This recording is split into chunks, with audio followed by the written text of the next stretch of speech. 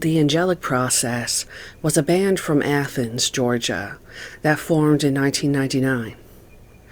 The band was a husband and wife duo, being Chris Angelis and Monica Dragonfly.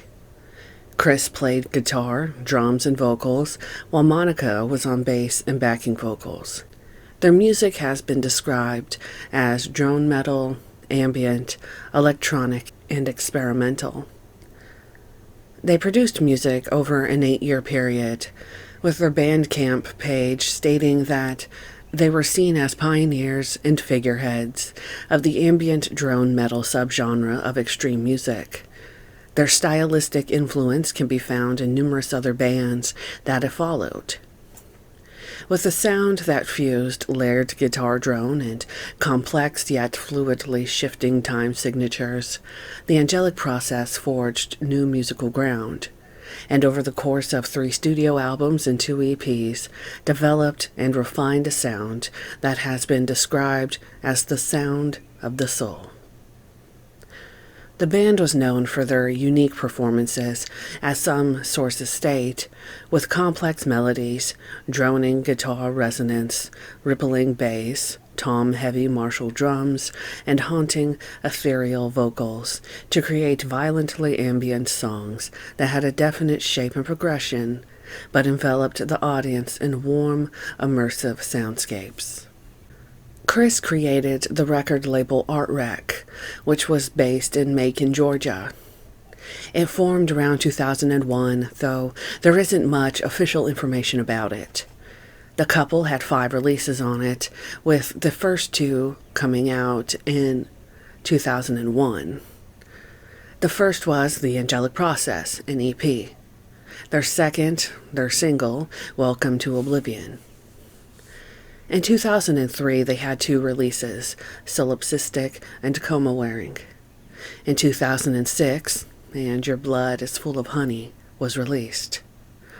On Discogs, it lists that the latter was released in 2001 on cassette through the Crucial Blast label. There is a comment on this page for the cassette where a woman named Natalie disclosed some info.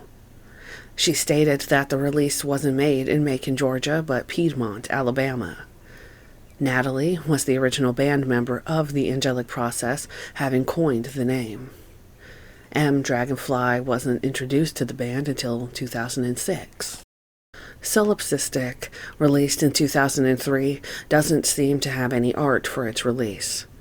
There's a comment on the page stating that it was just MP3s, floating around on the internet for years. In 2006, We All Die Laughing was released on Decaying Sun Records. That same year, the EP Sigh, or Sigh EP, was released on the same label.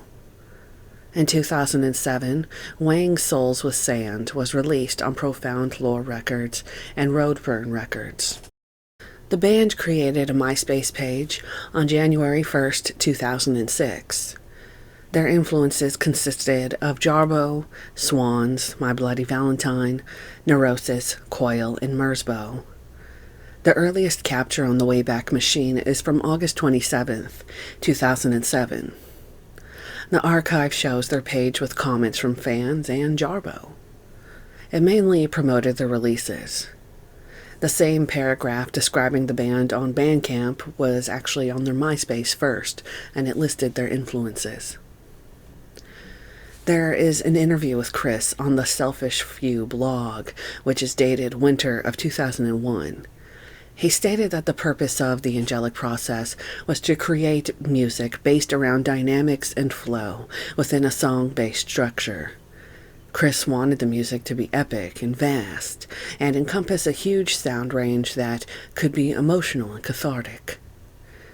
Everything was recorded in his studio, which was called Angel Cage Studios. I have no idea where this obsession with angels came from. Chris's house was small, but he renovated it when he moved in, creating his comprehensive studio. He stated that it was based around his desire to record everything by himself. Chris said that he never made demos, but would instead start with something and just re-record parts until everything is right.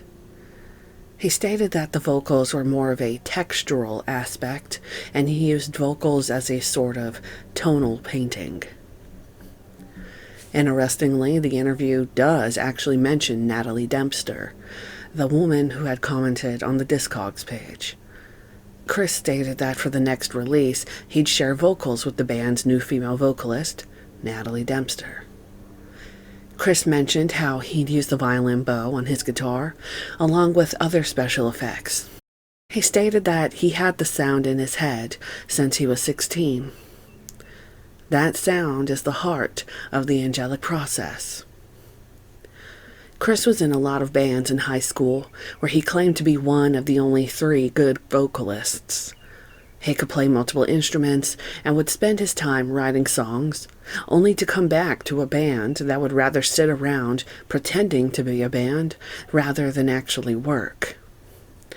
After high school, he just decided that since he could play any instrument that needed playing, it would be easier to figure out a way to record everything himself. Chris became interested in recording at age 16, not long after he wrote his first song.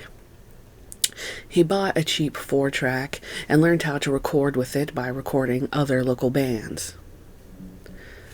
Chris stated that he got into music at age 15, starting out with guitar music, as he called it, then into things like 9 Inch Nails, which is what got him interested in technology. At the age of 18, he got into a really bad car accident where he had head trauma and broke his right hand. This accident left his right hand in a different state that was never the same. After the accident, things changed in his head, Chris stating that the sounds he heard before got louder. He couldn't sleep as much, and his general interest in the music he listened to started to wane. Everything changed when he read an interview about Merzbow, which got him interested in noise in general.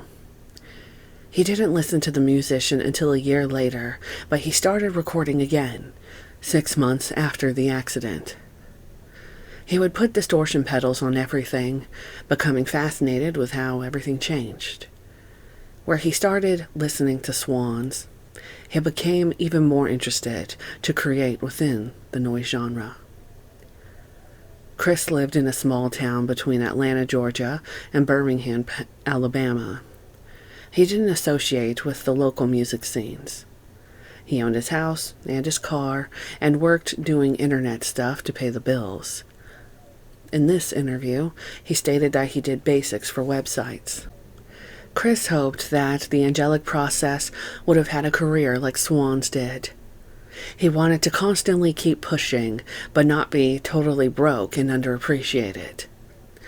An EP was to be titled Porcelina, which would contain the first songs featuring vocals, lyrics, and vocal textures from Natalie Dempster.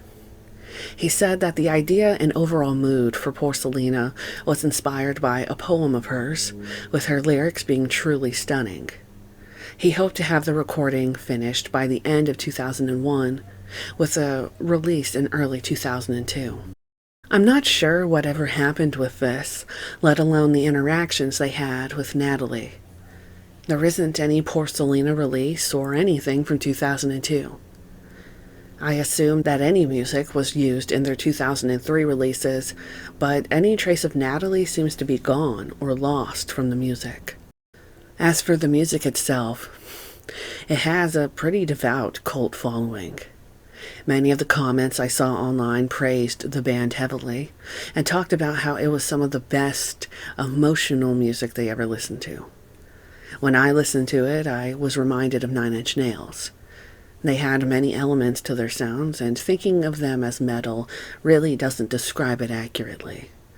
Various places online have described them as drone, shoegaze, electronic, and ambient as a combo. In a 2006 interview, Monica stated, "I think that people don't necessarily pick up on the classical influence in our music.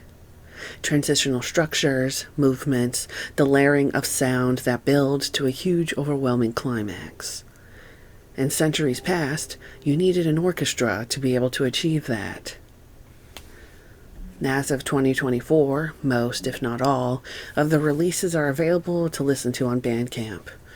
They all have new art to go with them. Some releases are only available for purchase digitally, as much of the music is rather hard to find physically. Much of the band's history or demos are just kind of up in the air. Early tracks are under dead links, and there is still a lot of mystery to this duo today.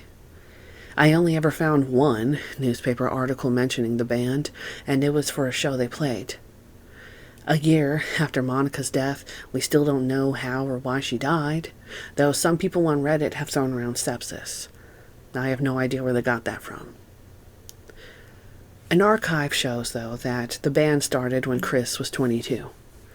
One site says that he had been making music, producing, and engineering for over 6 years, giving him a wealth of experience most musicians his age and older are without. Discovering noise at age 18, Angelis, there's kind of just a random apostrophe there, spent several years learning and experimenting with sound, forever fascinated by physical effects noise can have on the body. From 1997 to 2000, Angelis released several noise recordings on his own label, ArtRec.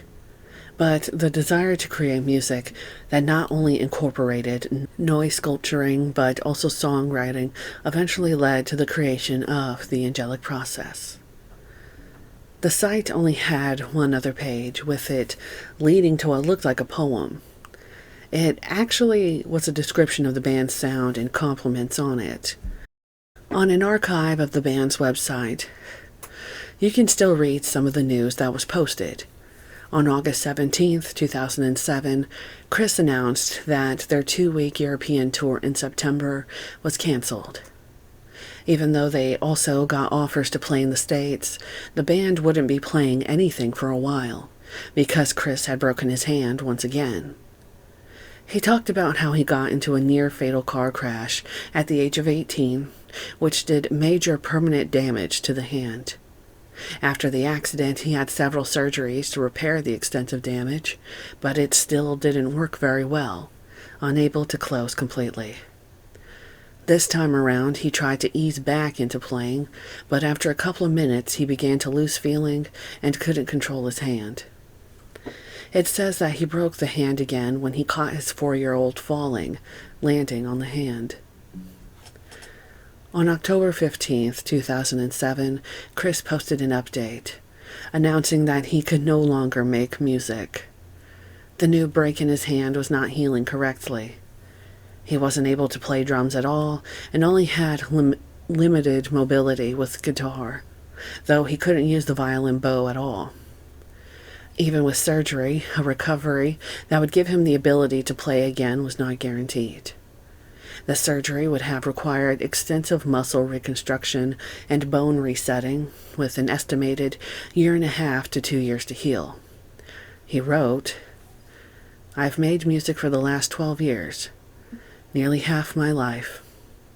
I've done the Angelic Process for nearly 9 of those.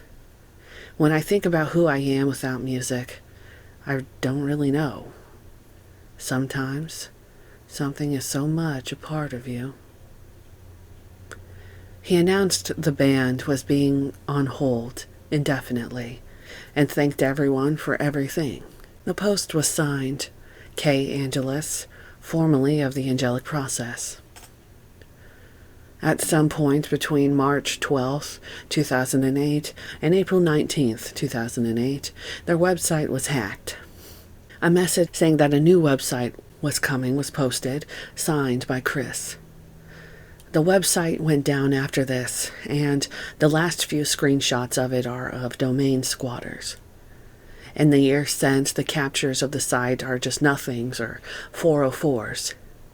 The last shot was from 2023 with another domain squatter. On April 26, 2008, Chris Angelis took his own life after suffering from clinical depression for years. An article about this was posted on Invisible Oranges in June of that year. Ned Raggett was able to find the post that Monica Dragonfly had made in June 2008 about her husband's death. Ned posted this on his Tumblr. In this post, Monica stated that at the end of April 2008, Chris committed suicide. He was always clinically depressed and had been suicidal for years, with multiple attempts on his life and plans for it. Chris told Monica that she had saved his life because, before they met, he had been days away from ending it all. Chris had been on the antibiotic tetracycline for years to treat acne. He had been taking 2,000 milligrams a day. When Chris and Monica had been together for 6 months, he stopped taking the antibiotic because it was making his stomach hurt. After being on the medication for such a long time, though, his immune system was compromised. From that point on, he stayed sick constantly, especially with food sensitivities.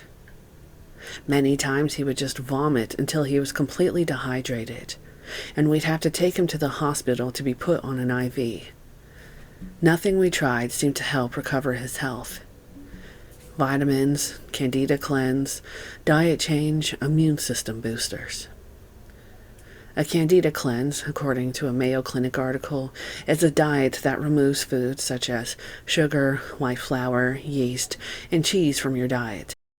It is based on the theory that these foods can cause Candida albicans, a yeast, to overgrow in the intestines. There doesn't seem to be much evidence to support this theory, and an opposing contention of the diet is that cutting out processed foods like the aforementioned would make a person feel better anyway. Wikipedia doesn't have a page about the diet itself, though it does have one on the bacteria. Essentially, it's a gut flora found in half of adults, about 40 to 60%. The relationship is typically commensal with humans, though in immunocompromised people it can be a threat. I can see why the couple tried this elimination diet, though, as it seemed potentially helpful for the state that Chris was in. One thing that I hadn't seen talked anywhere was the effect of being on an antibiotic for so long. I can only imagine that Chris didn't have his own or enough good bacteria to fend off any potential illnesses. After a prolonged period of time, the human body can become reliant on medications like these. I think of the same fate that is possible for people who use laxatives for too long. The body becomes reliant on the medication to do the job, while the body is unable to do it on its own. But this is just speculation on my part. Surprisingly, though, there is a Find a Grave page for Chris. It was created only recently in March of 2024, which was just a week before I wrote this. There's little information beyond what we already know. He was born in 1979 and passed away on April 26, 2008. His remains were cremated. The only other person connected to his profile is his wife. A record I found on Family Search seems to point that Chris's name was Christoph Fairchild, born on April 18, 1979, which means he would have been 29 at the time of his passing. I couldn't find any obituary on him, though, at least in the newspapers. Monica Dragonfly, also known as Monica Ellen Cosper Henson, was born on April 1st, 1977, in Griffin, Georgia. She passed away on her birthday, April 1st, 2023, in Anniston, Alabama. Her remains were cremated. She was 46. There's little info on her death, other than her obituary stating that she left this earth at Nolan RMC, delivered from all the pain and sorrow that she had endured the past few months. I'm unsure of what that means exactly, though I think that one can guess what happened. Her death shocked many of the fans, especially since she was still so young.